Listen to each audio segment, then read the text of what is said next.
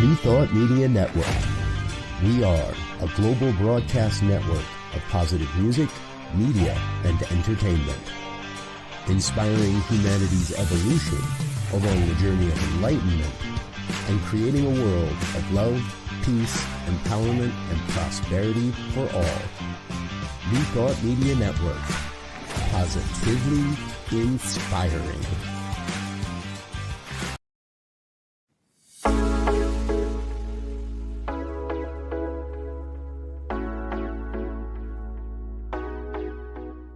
What if the person you think you are is just a fraction of who you truly are?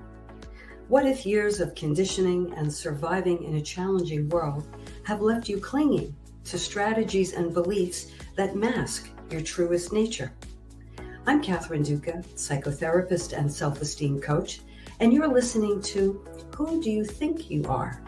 A show that looks beneath our psychological masks and uncovers our profoundly messy, beautiful, brilliant, tender-hearted essence. Join me as we go in search of the hidden power of our true selves. I'm so glad you're here.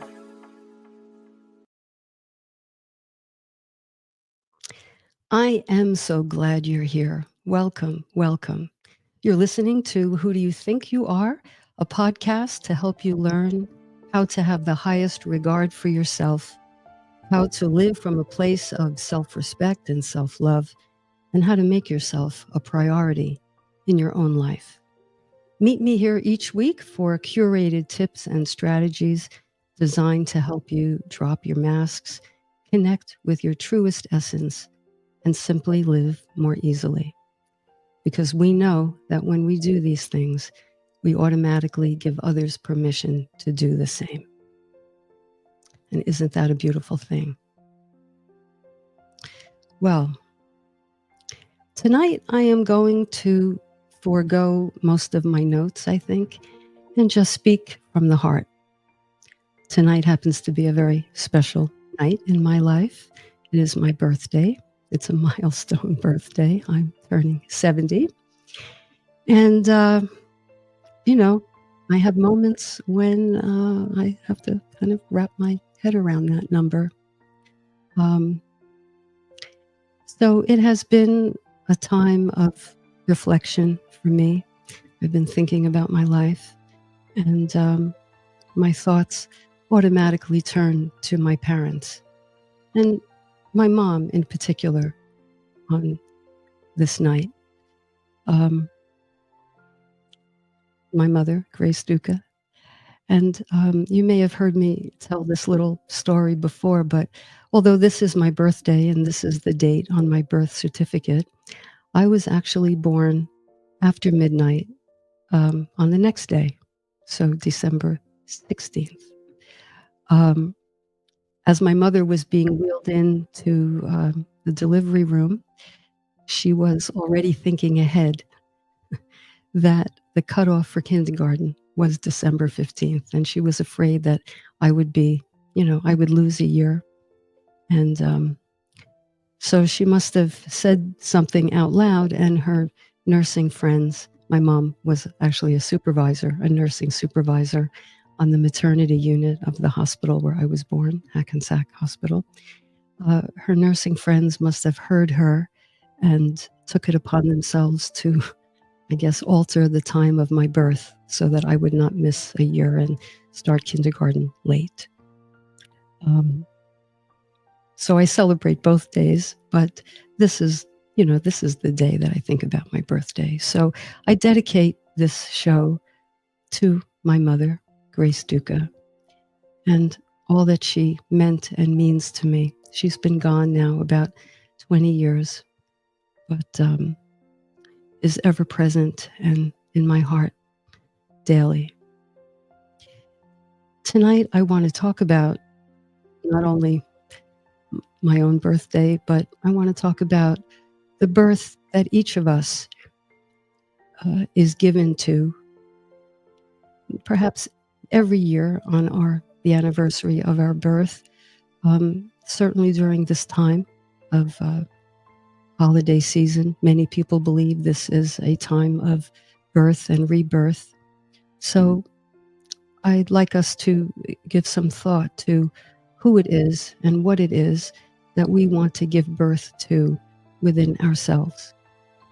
But first, a few minutes about my mother, Grace, so that I could let you into my own evolution, my own birthing process, and what I hope to do in my rebirth.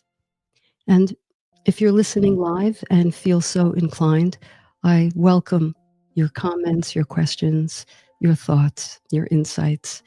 I love it when this is interactive. So please feel free. And if you want to mention anything about your mom in the chat, by all means do so. We wouldn't be here without our parents, would we?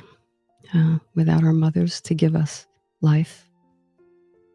So Grace Duca was a very interesting woman. She was I call her a maternal smoothie, because she was really a blend of many characteristics, some of which were opposite one another. She was born in Arkansas. She never met a stranger. She was warm to everyone. And she lived a life of service and contribution. She was a nurse and went into the Army, actually, where she met my father. And I believe her rank when she was discharged was, I believe she was a captain. And a story that I grew up with that I'm actually very proud of. She was then General Eisenhower's private duty nurse over Thanksgiving, actually, when he underwent a tonsillectomy. And she was one of his private nurses, not the only one, but one of a small group. And as the story goes, she actually had Thanksgiving dinner with the general and Mamie Eisenhower. And Mrs. Eisenhower baked a pumpkin chiffon pie and gave my mother her handwritten recipe, which I still have. You can go online, actually, and get the recipe. But she gave my mother on an index card the recipe. And it is a dessert that she made and then I made every year since. It's a very special thing for me. So my mother, being in the military, was quite stoic. She was not given to demonstrative signs of affection. There's that stutter I told you about from the 3rd grade. See, it's here. The first time we hugged, I may have mentioned this before. The first time we hugged, I think I was in my early 30s. I didn't feel well, and she helped me, and I hugged her when I went home, and she kind of stood there a bit stiff, but I consider that a hug, and it was the very first time we hugged that I could remember anyway, and I'll never forget it. So she was not very touchy-feely, and she could be by the book, and as I said, stoic. An example of that is I went through a difficulty swallowing phase. I think one time I had trouble swallowing a baby aspirin. I thought I was choking. I was about 7. And from then, I developed a fear of choking. But if I had to take an aspirin, she was not very patient or tolerant of my crying. And she used to have a kind of a motto that she lived by, and this will give you a little window into her personality. She would say, she called me Kathy. Kathy. Everything had an extra syllable with her Southern accent. Kathy, she would say, I was taught in nurses training, we do what's necessary for the patient. We never coddle the patient. She would always say that. And so my mother was not one to coddle, but she was a good provider, and she was very generous with what she had. She did everything for my brother and me. did very little for herself, quite self-sacrificing. And because she wasn't very touchy-feely and didn't hug, I got the feeling that I wasn't very huggable, to tell you the truth. So I grew up actually a lot like her, kind of reserved, kind of formal, I would say. And although I was in high school and college very popular, I would say, I was president of my class every year and that sort of thing. I was very popular and very outgoing, but if you tried to get close to me, that just couldn't happen. I didn't know how to do it. And I had walls up and masks on to protect the part of me that felt unlovable. I couldn't have expressed it in these terms back then, but looking back, that's exactly how I felt. Well, if she didn't hug me, I must be unhuggable. Who would want to hug me? So I thought that I was valued for other qualities. I thought I was valued for, I guess, my intellect and my sense of humor. And I would try to have an air of some kind of polish about me. And that's how I got through life. And those are not very huggable qualities, but I thought they were admirable ones. And, I still think they are. So growing up, who I was from my mother was like her. I became a leader in many ways. Like her, I became very interested in other people, became interested in how they were, if they were happy or not. I'm sure it's a large reason behind why I decided to do this work and become a psychotherapist. I love being in service. And I was distant and emotionally detached and likable, but again, not someone that you could kind of necessarily warm up to. So as I think about my birthday and I think about all the years I've been alive, I think about who I was before I examined who I was. And what helped me give birth to a different Kathy, a Kathy who I think became more approachable, more open, less defended, less walled off, was the work I did on myself in psychotherapy and with my minister and practitioners. I learned through simple trial and error. I learned that the parts of myself that I thought were unappealing, the parts of myself that I thought were embarrassing or shameful, actually, these were parts that I kind of disowned. But in therapy and with my minister, these aspects of my persona came out, and to my amazement, they didn't hurt anybody. They didn't set anybody running. I was accepted by these individuals for not only who I was, but for who I thought I was. I was accepted for the unlovable person I thought I was. And in that atmosphere of unconditional love and unconditional regard, I felt safe.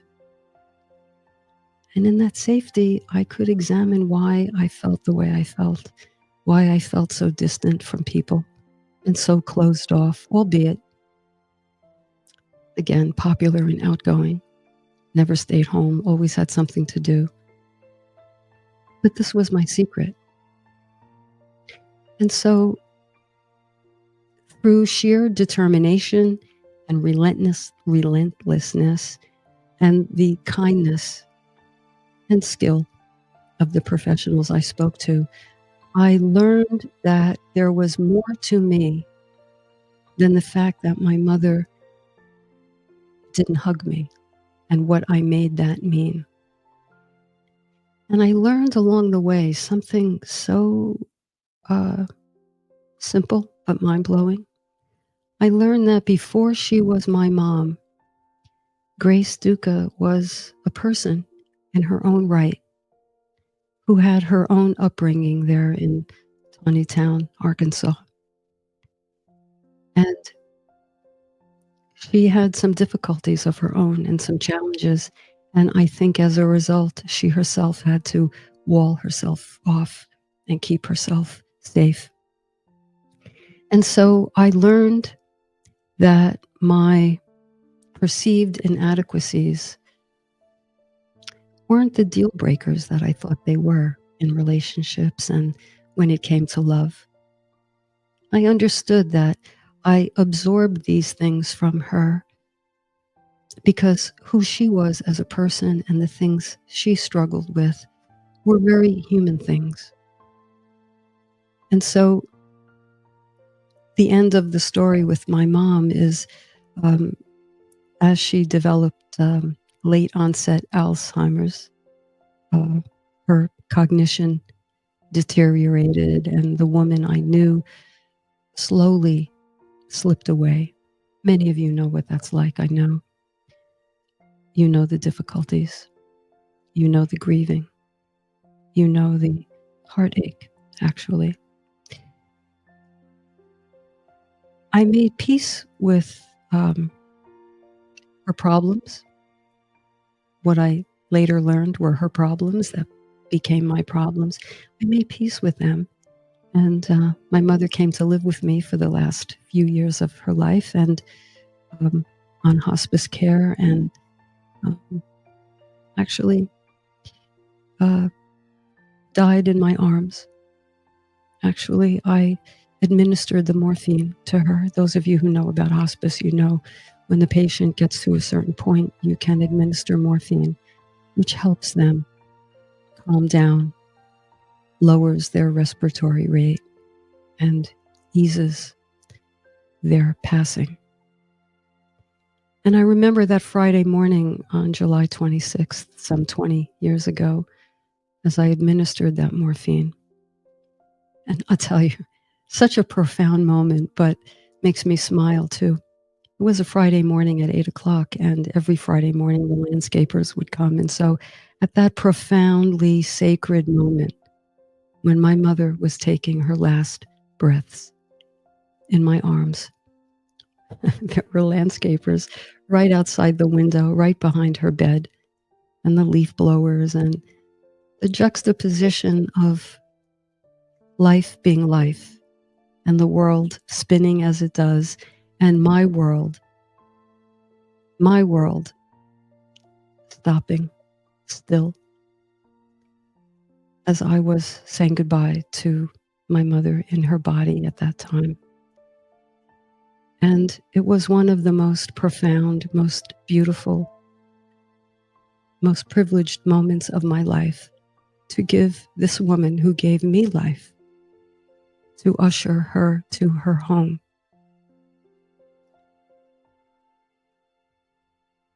Thank you for being in this space with me as I reflect on that. I have to say, although I've thought of this all day in anticipation of being with you tonight, it's not until I am actually with you, knowing that you are out there, it's not until I share this with you that it comes more alive and I feel things about it. And I love that. Frankly, I love that. I feel more alive and more present. I feel more present to the joys and the sorrows of life. And so that moment lives in me always. And the gifts my mother gave, the gifts she gave knowingly and directly and purposefully, and the gifts she gave that she has no idea, the gifts she gave me by default, the work that she didn't know she would have me do, but that's how it went.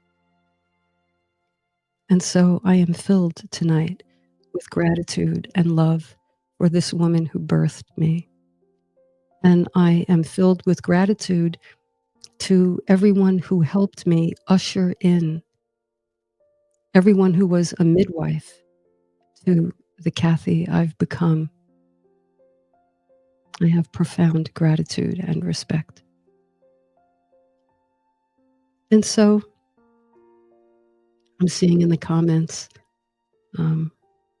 Wayne, life's sparkling wellspring. Isn't that true, Wayne? Life's sparkling wellspring. And Janine, thank you. I feel your love as you say you're right here with me. I know that. I know that. And so right now, this feels to me like another sacred space. So that's who I was, and who I have been able to give birth to is someone who honors herself. I really feel like I do that now, not as a destination, but as an evolution, as a process. I can honor myself now. So when I say this podcast is about helping you have the highest regard for yourself, I mean it. I mean it. Because having a high regard for yourself is honoring yourself, where you've come from, where you're going, and everyone along your journey, actually. Living from a place of self-respect and self-love, I feel, is everything. Making ourselves a priority is important because our lives are important, and living them well is important. So I've become someone through introspection, through psychotherapy, through my work in this teaching, religious science of mind for me. I've become someone who is a little kinder, a little less worried about the exterior, a little more living from the inside out, a little more forgiving of myself, and by extension, a bit more forgiving of others. So that's what I've birthed in myself. And on this day, December 15th, and tomorrow, the 16th, I will give thought to what I want to give more birth to or rebirth. A few things. I want to have a lighter step, actually. I can be very intense. And I like that, actually, about myself. But I could use a lighter touch sometimes. So I hope to be that for myself and my partner and those I meet, my clients. I hope to be more present. I hope to be less reactive. I hope to not have other people's moods dictate my own. Not that they do that, but I allow that.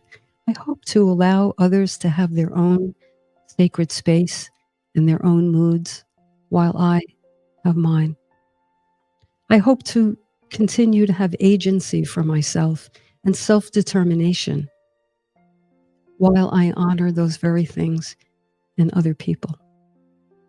So I have more work to do on my 70th birthday. And I have a lot more living to do and a lot more practice to do and a lot more self-forgiveness to do. So these are my reflections. I'm noticing something in the chat here from Patricia. Patricia says, "Happy pre-birthday, Kathy. Surely she loved you your whole life. But when did you realize she loved you?" Well, that's a question. That's a question, Patricia. You know what? I'm going to answer it. Forget what I said about a lighter step. I'm going to answer it. It's a little bit heavy, but I'm going to go there. You ready? So now this might sound a little out there, but here we go. I'll make it snappy. So a couple of years ago, I was diagnosed with breast cancer. I'm perfectly fine now.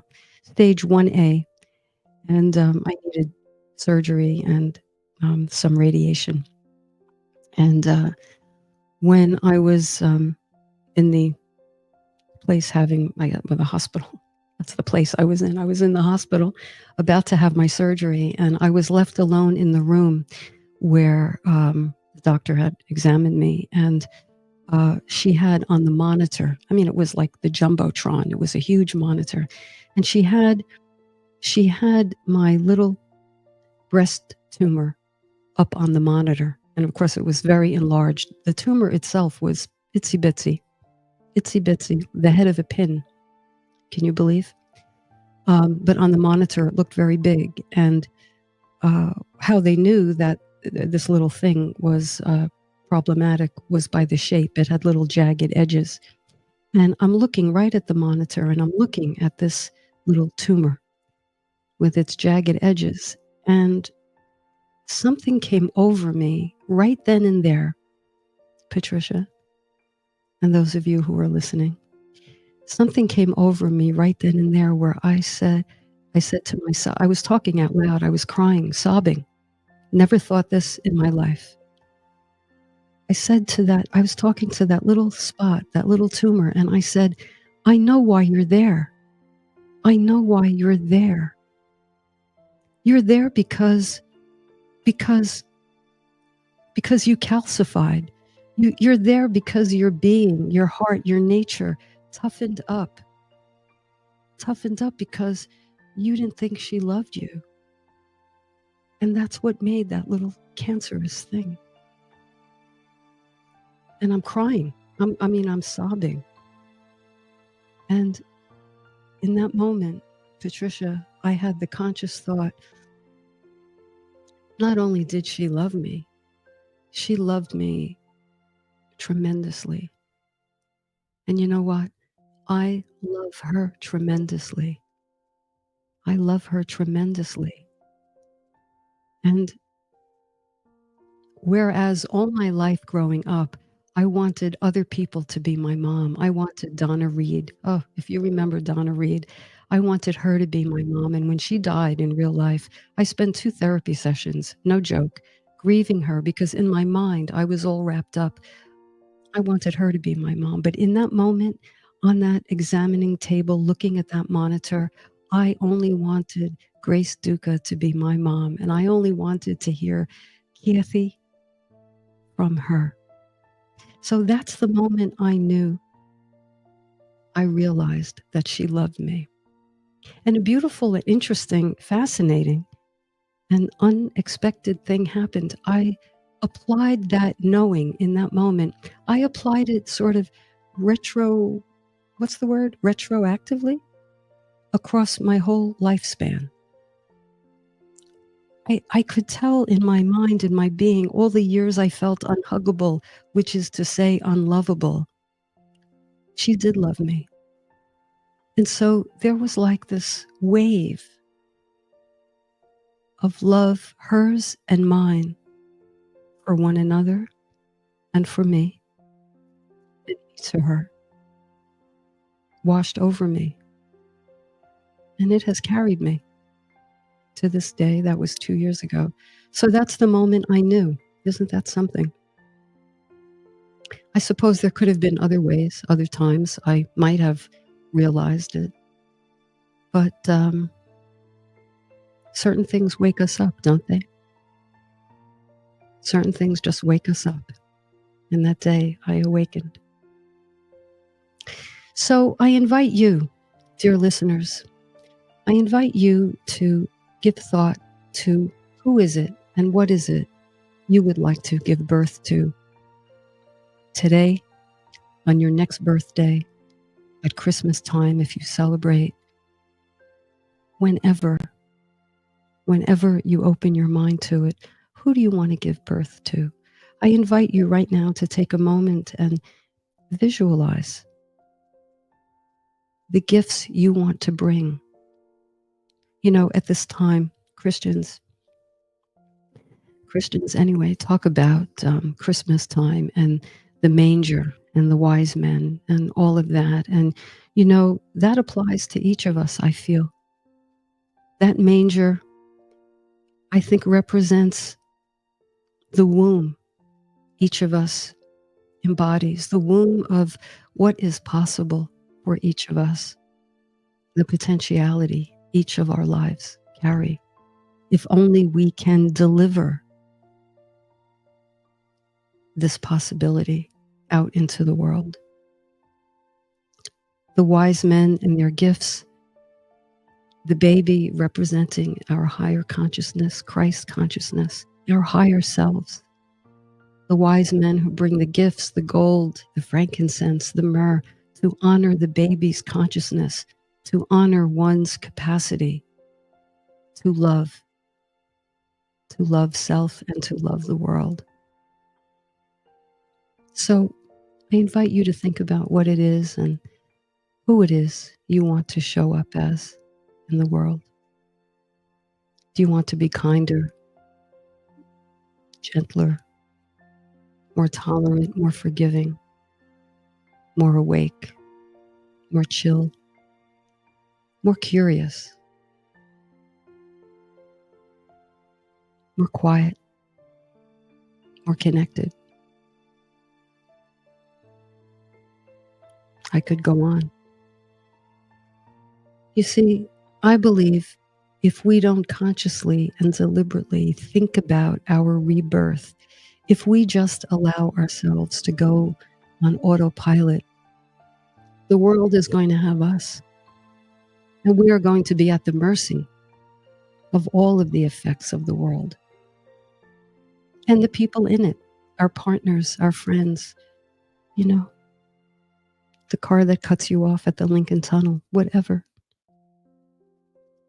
But if we grab hold, if we embrace and embody the womb that each of us is and make that manifest, boy, we have an opportunity to do something with this one precious life, don't we? So think about that. Awakening does not happen by itself. There may be moments like my tumor moment, but I think I met that moment because I prepared my consciousness to take note of moments like that. So what I'm saying, friends, is that on autopilot, just getting up in the morning and being at the effect of life, that's not going to get us anywhere. What will, I believe, is what I'm saying here, giving thought to who we want to be and creating that opportunity for ourselves. I've said it before, I'll say it again. A Course in Miracles says, we get to heaven 2 by 2. And that means as I began to feel my feelings about that story, I did it because I'm here in your company, not in my own echo chamber. So as you allow more of yourself to come out and mix that up with the world, interact and intersect, both you and the other person walk away with more. So think about what you want that to be. It's a beautiful thing. So what I'm going to do now is give us all an opportunity to let this kind of sink in and digest. I'm going to take a small break, and then there's an interesting question that came through, and I'll read it and do my best to answer it. So get a drink of water, or just let these thoughts settle in, and we'll come back in a few minutes. You're listening to Who Do You Think You Are on New Thought Media Network.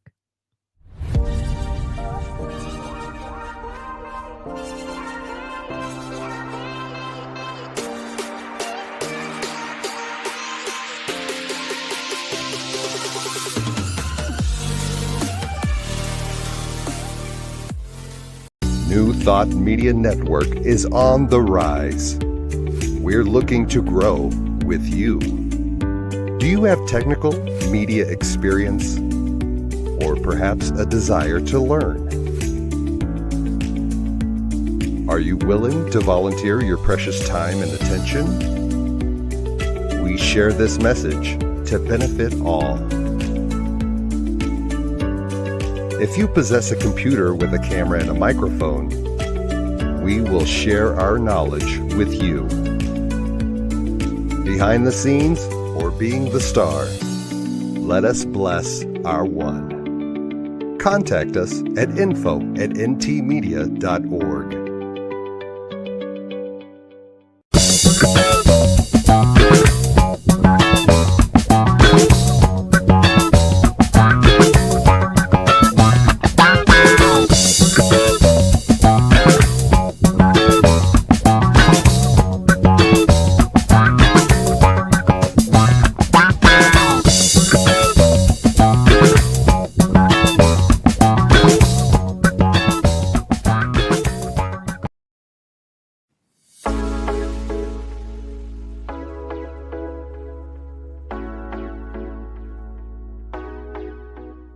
What if the person you think you are is just a fraction of who you truly are? What if years of conditioning and surviving in a challenging world have left you clinging to strategies and beliefs that mask your truest nature? I'm Catherine Duca, psychotherapist and self-esteem coach, and you're listening to Who Do You Think You Are? A show that looks beneath our psychological masks and uncovers our profoundly messy, beautiful, brilliant, tender-hearted essence. Join me as we go in search of the hidden power of our true selves. I'm so glad you're here.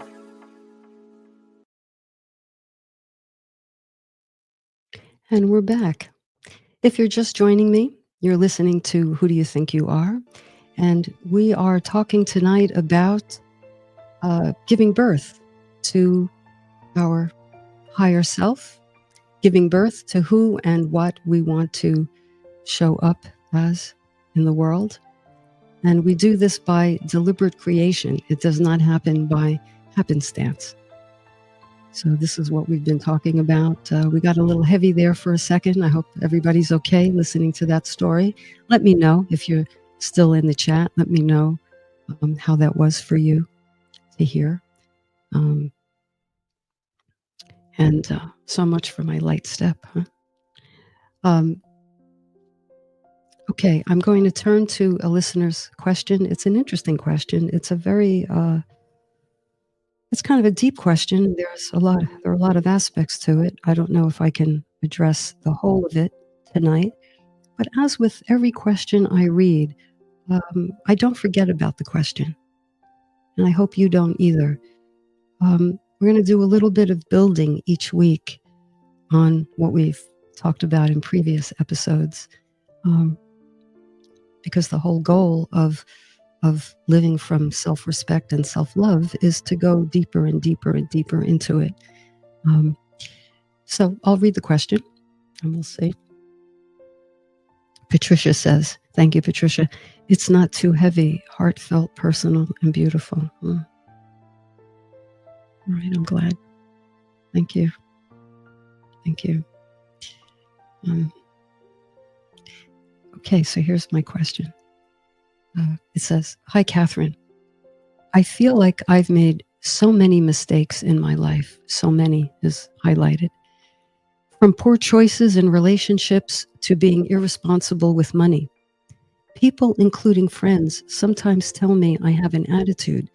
I'm not aware of this. I just know I'm unhappy, even depressed sometimes, and I feel stuck.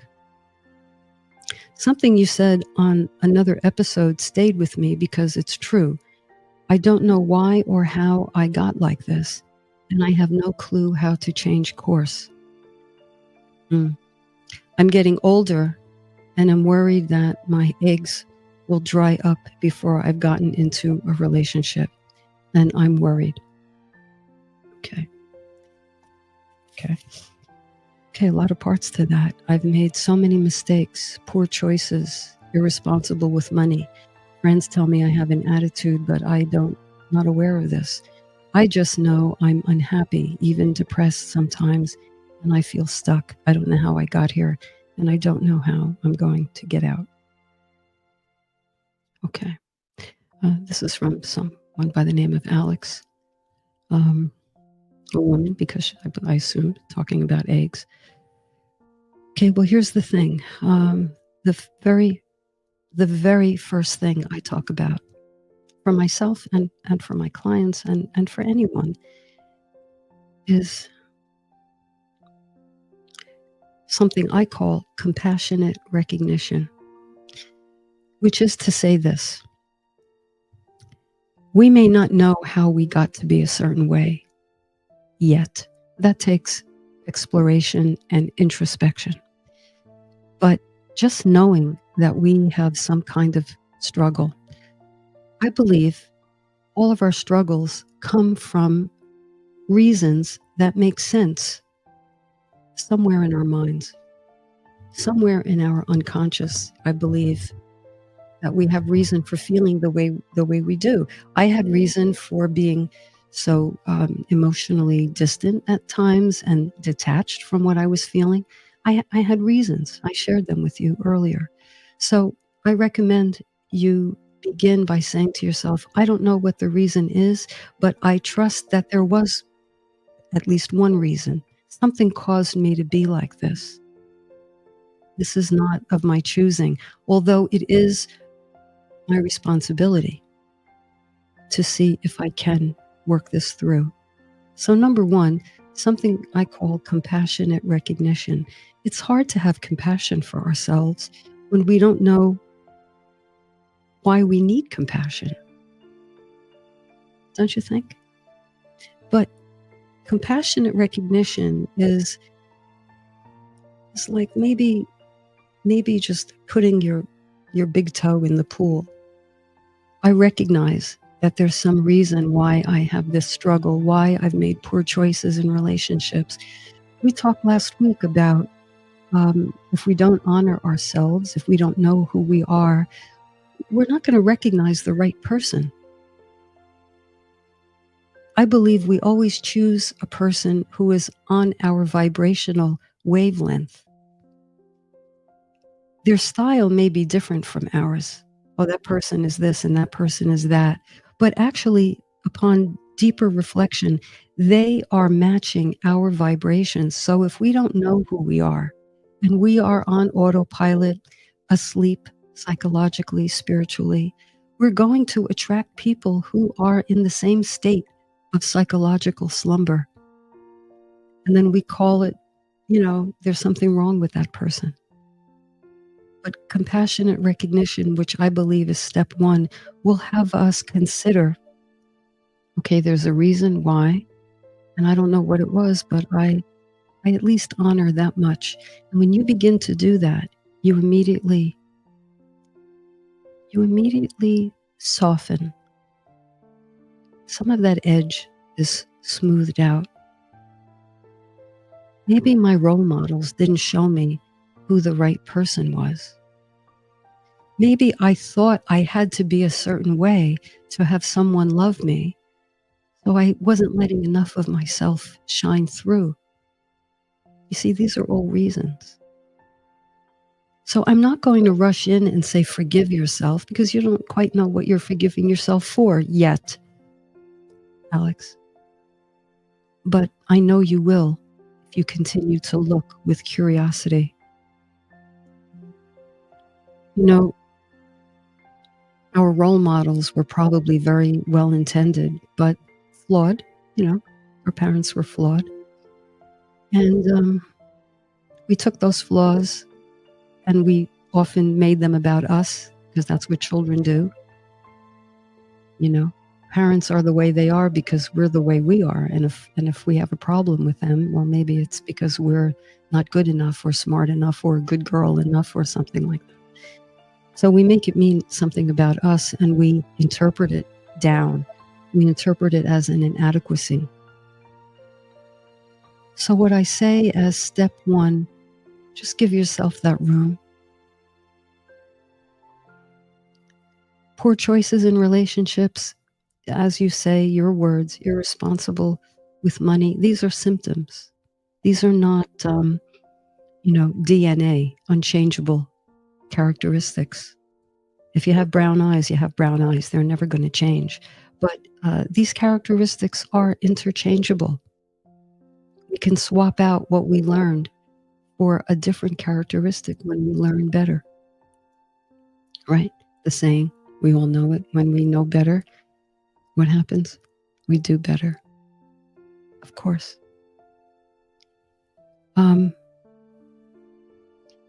Just you reaching out to get some input, in this case happens to be mine, is an important first step toward being curious about yourself and interested about yourself. And good for you, Alex. I congratulate you, because here's the thing that happens. This is so fascinating and so impactful. The minute we say, I have this problem, and hopefully we all learn to say, I have this problem, as opposed to, I am this problem. I have this problem with money. I have this problem with whom I get into relationship with. The minute we say that, something happens. We become bigger than the problem itself. Our I am consciousness is larger than the problem. That's the first thing that happens. The next thing that happens, and I love this, is we begin to have objectivity.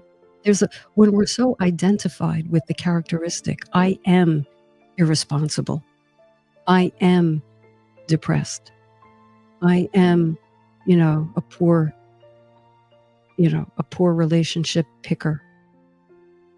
No, we're a good relationship picker with what we believe about ourselves. We pick perfectly. This is so important. We pick perfectly for who we think we are. But who we think we are isn't necessarily who we are. I thought I was unlovable and unhuggable, and I discovered I'm not. And who I am is more magnificent than who I thought, hence the name of the show. So, Alex, by asking the question, you give yourself more room to inquire, to lean into it. And that, my friend, is a good thing. So I thank you for your question and your disclosure. And I'm going to hold on to this question as I do all the others. And we will be weaving this in and revisiting and building upon that answer. That's step one. And about the eggs, listen, I get that. I really do. I really do. I'm going to tell you something you already know, and that is pressuring yourself isn't going to help. But I'm not going to tell you not to feel that way, because that's the least helpful thing I could say. I'm going to ask you and invite you and encourage you to bring your attention slightly over here and lean into that question. What did I learn? What messages did I absorb? When did that happen? What did I make of that? What did I think of myself? And by that redirection, you open a portal. I said last week, the door opens from the inside only. This is how it's done. This is the first step. So, even though I've taken that step 1,000 times in my life and I've opened a door, there are more doors for me yet to open. And so I'm going to do this work along with you, Alex, and lean into my questions and hit my growing edge and see if I can get beyond it a little bit. So we're going to be doing this together. And I hope those of you listening will also join in. Because as we end this weekend and as we end this time together, I hope we can feel a connection to each other. Just something in the ethers that says, we were all on that podcast. We were all listening. We were all, I don't know, maybe some of us were tearing up at the same point. And so let's bring one another with us into our week. Let's not be, what is that expression? Let's not be the tail wagging the dog. Is that what I want to say? Let's not be at the effect of everything. Let's be as rooted as we can in our own convictions, our own values. Okay, let's not get thrown. Let's be like, as Carole King says, that young tree in the winter time. I'll learn how to bend. Let's bend. Let's bend. Let's give ourselves that permission, and let's give one another that permission. So those of you listening live tonight, it's Sunday night, it's almost 10 o'clock. Perhaps you're ready to drift off. As I say each week, if you have any worries, Alex, if you're worried here, and you are, let it go just for tonight. Let it go just for tonight. It'll be there in the morning. You'll come at it fresh. Maybe you'll re-listen to this podcast and refresh your memory. And let's get a good night's sleep tonight. I said I went to see White Christmas last week, and I think the last line, or one of the last lines, was this, and so I'll leave you with this. It says, if you're worried tonight and you can't sleep, count your blessings instead of sheep. I know I will. And one of my blessings near the top of the list is this podcast, is this wonderful station, is the producer of this show, Reverend Michael Mangus. Thank you, Michael. Everyone who's had a hand in me getting from the hairbrush in front of the mirror to you tonight, I thank. And lastly, I say, Mom, if you're listening, thank you. Thank you for having me. Thank you for giving birth to me. Thank you for worrying about kindergarten. And thank you for loving me my whole life. I love you more than anything. You're listening to Who Do You Think You Are? I'm Catherine Duca, your host. I will see you next week, my friends. Be well. Know that you are loved. Good night.